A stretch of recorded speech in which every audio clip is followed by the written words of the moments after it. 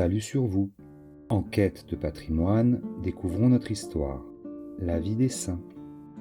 13 octobre, nous fêtons Saint Édouard. Édouard III, le confesseur, était fils d'Éthelred II, roi d'Angleterre, et d'Emma, fille de Richard Ier, duc de Normandie. Il avait 10 ans lorsque les Danois, qui avaient envahi l'Angleterre, le cherchèrent pour le mettre à mort.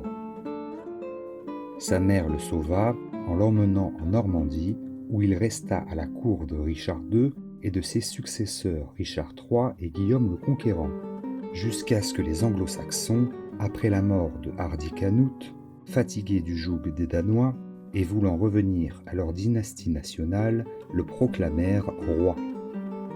Il fut sacré le jour de Pâques de l'an 1043, à l'âge d'environ 40 ans.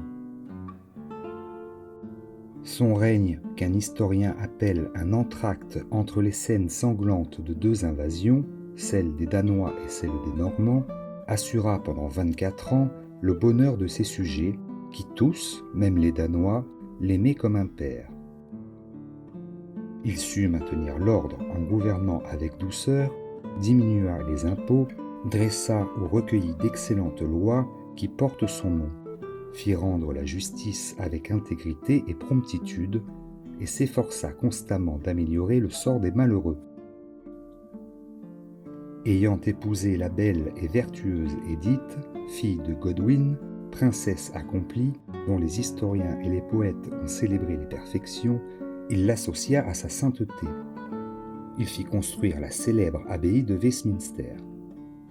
On rapporte divers miracles opérés par ce saint roi. À la prière d'un lépreux, il le porta à l'église de Saint-Pierre, et quand il le déposa sur les dalles, il était guéri. Par le signe de la croix, il rendit la santé à une femme qui se mourait d'une tumeur cancéreuse. 3 aveugles recouvrèrent la vue en appliquant sur leurs yeux l'eau dont ils s'étaient servis pour se laver les mains. Il mourut le 5 janvier 1066, Alexandre III le canonisa en 1161.